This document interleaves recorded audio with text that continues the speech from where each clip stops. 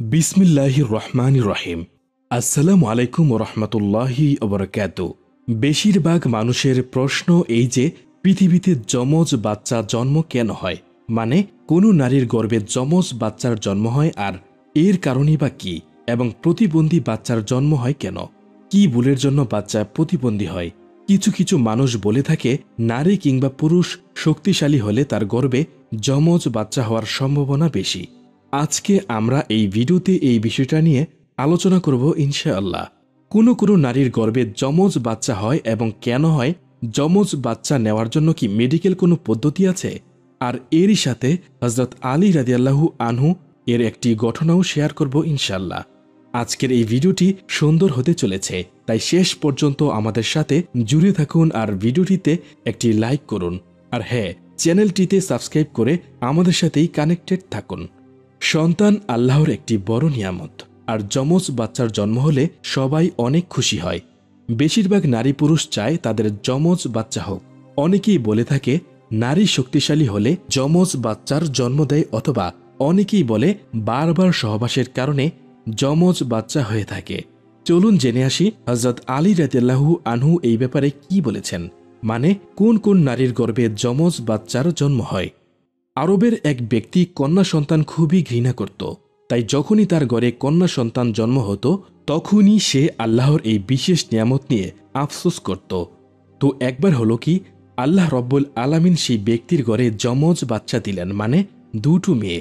সেই ব্যক্তি অনেক বেশি আফসোস করতে লাগলেন। এই লোকের ব্যাপারে হযরত আলী রাদিয়াল্লাহু আনহু যখন জানতে পারলেন, তখন সেই ব্যক্তিকে ডেকে পাঠালেন আর বললেন, যমজ বাচ্চার জন্ম সবার ঘরে হয় না, এটি আল্লাহর বিশেষ নিয়ামত। আল্লাহ যেই ব্যক্তিকে জান্নাতে প্রবেশ করাতে চান সেই ব্যক্তির ঘরে কন্যা সন্তান দেন, তার জন্য জান্নাতকে মজবুত করার জন্যই যমজ বাচ্চা দান করেন। আমি রাসূল সাল্লাল্লাহু আলাইহি সাল্লামকে বলতে শুনেছি, যেই ব্যক্তি তার কন্যা সন্তানকে যত্ন করে বড় করে বিয়ে দিয়ে দেয় তার জন্য জান্নাত ওয়াজিব হয়ে যায়।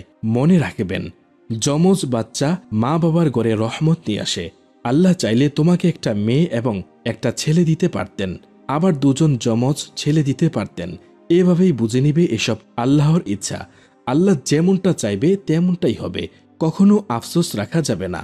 ব্যক্তি প্রশ্ন করলেন, আমি কিভাবে বুঝবো আমার স্ত্রীর যমজ সন্তান জন্ম দিবেন নাকি একজন সন্তান দিবে, আর সে ছেলে হবে নাকি মেয়ে? লোকটির এই কথা শুনে হযরত আলী রাদিয়াল্লাহু আনহু বললেন, এটা আল্লাহ ভালো জানে। আল্লাহ যদি চান তোমাকে ছেলে বা মেয়ে দিতে পারেন, আবার যমজ বাচ্চা দিতে পারেন, আবার হতে পারে বন্ধও করে দিতে পারেন। কিন্তু কার গর্ভে কোন সন্তান আছে আর একটা নিশানা জানিয়ে দিচ্ছি, যেটা থেকে আপনি বুঝতে পারবেন যে নারীর গর্ভে পুত্র সন্তান আছে নাকি কন্যা সন্তান। তখন হযরত আলী রাদিয়াল্লাহু আনহু জানিয়েছেন, রাসূল সাল্লাল্লাহু আলাইহি সাল্লাম ইরশাদ করেছেন, যখন কোনো পুরুষ নারীর কাছে মিলনের জন্য যায় তখন পুরুষের যৌনাঙ্গ থেকে যে বীর্য বেরিয়ে আসে তা গাঢ় ও সাদা হয়ে থাকে, আর মহিলাদের পাতলা হয়। কিন্তু যখন এই দুই বীর্য ভারী হয়ে যায়, পুরুষের বীর্য নারীর বীর্যের উপর ভারী পড়ে যায়, তখন আল্লাহর আদেশে পুত্র সন্তান জন্ম হয়। আর পুরুষের বীর্যের উপর নারীর বীর্য ভারী হলে তখন আল্লাহর আদেশে কন্যা সন্তান জন্ম হয়। কিন্তু পুরুষের বীর্য থেকে নারীর বীর্য আর নারীর বীর্য থেকে পুরুষের বীর্য শক্তিশালী হলে কন্যা সন্তানই হবে। হে ব্যক্তি, মনে রাখবে, আল্লাহ এই কায়ানাতে ৮০,০০০ মাখলুকাত সৃষ্টি করেছেন। তার মধ্যে ২০,০০০ মাখলুকাত হল যারা এই জমিনে শুষ্ক অবস্থায় থাকে, আর ৬০,০০০ মাখলুকাত যারা পানিতে বা এই মাটিতেই থাকে।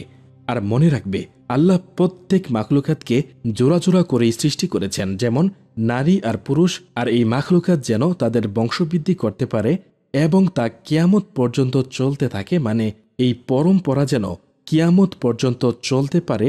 আর এই মাখলুকাতের মধ্যে একটি মাখলুকাত আল্লাহ এমনও বানিয়েছেন যে নারী ও পুরুষ উভয়ই আছে তার মধ্যে। আল্লাহ তাআলা নিজেই কুরআনুল কারীমে সূরা ইখলাসে বলেছেন, না আমার কোনো মা আছে, না আছে আমার কোনো বাবা বা স্ত্রী সন্তান, আমার কেউই নেই, আমি শুধুমাত্র একজনই।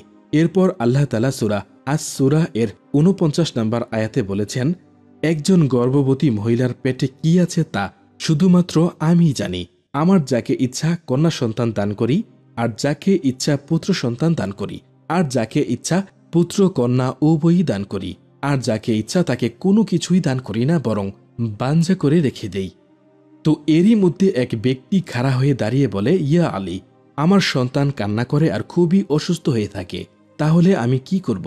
শুধুমাত্র এইটুকু শোনার পর আলী রাদিয়াল্লাহু আনহু বললেন, তুমি তোমার স্ত্রীকে বলো তোমার সন্তানকে বাম দিকে শুয়ে দিতে এবং প্রতিদিন একবার করে যেন সূরা ফাতিহা পড়ে দম করতে থাকে। কেননা সন্তান যখন তার মায়ের পেটে থাকে তখন মায়ের হৃদস্পন্দন শুনে শান্ত থাকে, কিন্তু যখন শরীর থেকে আলাদা হয় তখন সে মায়ের হৃদস্পন্দন শুনতে পায় না আর নিজেকে একাকিত্ব মনে করতে থাকে। আর এজন্যই বাচ্চারা কান্না করলে বাম দিকে শুয়ে দিবেন এবং মায়ের হৃদস্পন্দন শুনে শান্ত থাকবে। তো চলুন এবার জেনে নেই যমজ বাচ্চা জন্ম হওয়া সম্পর্কে বিজ্ঞান আমাদের কি জানিয়ে থাকে, মানে যমজ বাচ্চা কেন জন্ম হয় এবং এর কারণই বা কি। একজন মা সাধারণত একটি সন্তানই প্রসব করে থাকেন, তবে এর ব্যতিক্রমও ঘটে থাকে, অর্থাৎ একই গর্ভাবস্থায় যখন কোনো মা একাধিক ভ্রূণ ধারণ করে থাকেন এবং একাধিক সন্তানের জন্ম দিয়ে থাকেন তখন তাদের যমজ সন্তান বলা হয়ে থাকে। যদিও কিছুটা বিরল, মানুষ এবং পাশাপাশি অন্যান্য প্রাণীতেও যমজ সন্তান প্রসবের ঘটনা স্বাভাবিক কিছু নয়। মানুষের মধ্যে মূলত দুই ধরনের যমজ দেখা যায়, এক অভিন্ন যমজ তথা আইডেন্টিক্যাল টুইন এবং দুই ভিন্ন যমজ তথা নন আইডেন্টিক্যাল টুইন। কেবলমাত্র একটি নিষিক্ত ডিম্বাণু থেকে যখন সহধর্মী ও একই লিঙ্গের যমজের জন্ম হয়ে থাকে তখন আমরা তাকে অভিন্ন যমজ বলে থাকি। অন্যদিকে ভিন্ন ভিন্ন দুই বা ততোধিক ডিম্বাণু যদি ভিন্ন ভিন্ন শুক্রাণু দিয়ে নিষিক্ত হয় তবে ভিন্ন যমজের ঘটনা ঘটে থাকে। কিভাবে বুঝবেন গর্ভবতী মহিলার পেটে যমজ বাচ্চা আছে কিনা? গর্ভধারণের পরপরই নারীর শরীরে নানা বদল আসে। তখন শরীরের হরমোনের ক্ষরণ শুরু হয়, ফলে ওজন বেড়ে যাওয়া থেকে শুরু করে শারীরিক বিভিন্ন সমস্যা দেখা দেয়। গর্ভাবস্থায় বমি হওয়া স্বাভাবিক বিষয়। হরমোনের ক্ষরণের কারণে বমি বা প্রবণতা শুরু হয়। গর্ভধারণের 4 সপ্তাহের পর থেকেই লক্ষণ দেখা দেয়, তবে গর্ভাবস্থায় 14 সপ্তাহ পর এই সমস্যা যাদের থেকে যায় তাদের গর্ভে একাধিক ভ্রূণ থাকতে পারে। এবার জেনে নিন প্রতিবন্ধী বাচ্চা কেন জন্ম নেয়, এই ব্যাপারে বিজ্ঞান কি বলে। অনেক প্রতিবন্ধী শিশু আছে যাদের জন্য তার বাবা মায়ের আজীবন চোখের পানি ফেলতে হয়।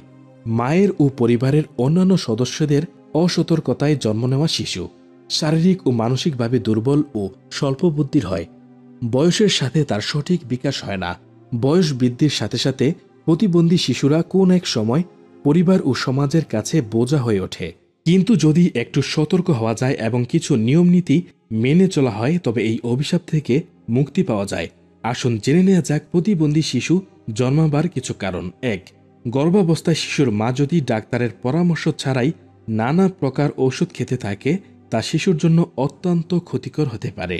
অনেক ঔষধ ভ্রূণের অঙ্গ সৃষ্টিতে বাধার সৃষ্টি করে, ফলে শিশু যে কোনো ধরনের বিকলাঙ্গ বা প্রতিবন্ধিতা নিয়ে জন্মগ্রহণ করতে পারে। 2. মা যদি গর্ভাবস্থায় ঘন ঘন খিঁচুনি রোগে আক্রান্ত হয় তাহলে শিশুর অক্সিজেনের অভাব ঘটতে পারে, ফলে শিশু মানসিক রোগে আক্রান্ত হতে পারে। 3. গর্ভাবস্থায় প্রথম 3 মাস মা যদি যক্ষা, ম্যালেরিয়া, জার্মান হাম, chicken pox, mumps, rubella virus, AIDS ইত্যাদি রোগে আক্রান্ত হন তবে গর্ভস্থ শিশুর উপর তার প্রভাব অত্যন্ত ক্ষতিকর হয়। এর ফলে শিশুর শারীরিকভাবে বিকলাঙ্গ ও মানসিক প্রতিবন্ধী হতে পারে। এছাড়া মায়ের ডায়াবেটিস, উচ্চ রক্তচাপ, কিডনির সমস্যা, থাইরয়েড গ্রন্থির সমস্যা প্রভৃতি শারীরিক অবস্থায় গর্ভস্থ শিশু প্রতিবন্ধী হতে পারে। 4. মায়ের বয়স যদি খুব অল্প হয় অথবা খুব বেশি হয়, অর্থাৎ যদি 40 বছরের বেশি হয় তাহলে শিশুর জন্মের সময় ঝুঁকি থেকে যায়। 5. শিশুর জন্মের সময় মাথায় জোরে আঘাত পেলে সেই শিশু হতে পারে প্রতিবন্ধী। শিশু ছোটবেলায় পড়ে গিয়ে মাথায় আঘাত পেলেও সামান্য সমস্যা হতে পারে। 6. মা যদি RH পজিটিভ আর বাবা যদি RH নেগেটিভ হয় তাহলে গর্ভস্থ সন্তানের RH নেগেটিভ বা পজিটিভ হতে পারে। মা ও সন্তানের RH উপাদানের মধ্যে যদি মিল না থাকে তবে তাদের RH অসঙ্গতা, RH ইনকম্প্যাটিবিলিটি বলা হয়। এতে মৃত সন্তান জন্মায়। আর যদি শিশু বেঁচেও যায় তাহলে মস্তিষ্কের ত্রুটি নিয়ে জন্ম হয়। মহান আল্লাহ তাআলা আমাদের সবাইকে রক্ষা করুন এবং আমাদের সকল ভুল ত্রুটি মাফ করে দিন, আমিন। এবার জেনে নিন কোরআনে প্রতিবন্ধীর সম্মান। ইসলামের দৃষ্টিতে সব মানুষ সমান। ঈমান ও তাকওয়া হচ্ছে মানুষের মর্যাদার মানদণ্ড। যে যত বেশি মুত্তাকি আল্লাহ তাকে তত ভালোবাসেন। মানুষ আশরাফুল মাখলুকাত তথা সৃষ্টির সেরা জীব। ইসলাম উঁচু নিচু সাদা কালো ধনী গরিব ছোট বড় সবার অধিকার নিশ্চিত করেছে।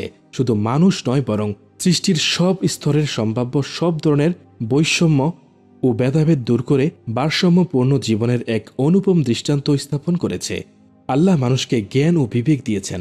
আমরা আল্লাহর সৃষ্টির মধ্যে কিছু কিছু সৃষ্টিকে অস্বাভাবিক দেখতে পাই। এই অস্বাভাবিক সৃষ্টির রহস্য হল বান্দা যেন বুঝতে পারে তিনি স্বাভাবিক সুন্দর সৃষ্টির পাশাপাশি ব্যতিক্রমও করতে সক্ষম।